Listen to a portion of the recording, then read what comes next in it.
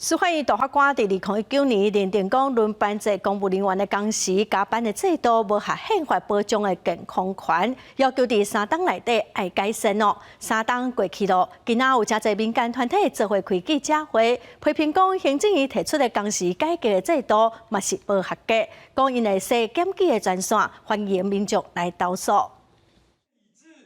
健康权大限已至，工时改革不合格。工时改革不合格。监警小丁等公务人员组成的工时改革联盟29日立法院召开记者会，因为2019年11月29，大法官公布释字750号解释，宣告轮班制公务人员的工时加班制度无完善规范，要求第3年以来改善。但是联盟认为，行政院提出的新规范，要是无符合宪法保障健康权的要求。对于像警校或监所来说，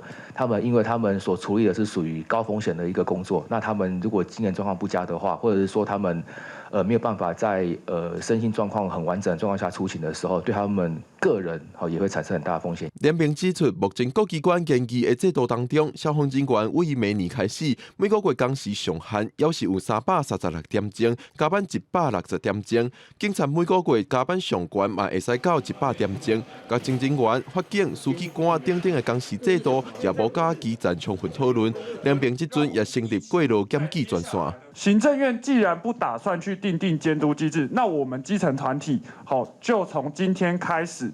来自立这个检举热线，欢迎各职种过劳的轮班制公务员来联系我们。行政院方面伫记者这个进前无提出回应，联盟表示设立专线是为着团结争取权益，针对未来的行动，嘛无排除会提起集体诉讼争取权益。记者郭文良随台北报道。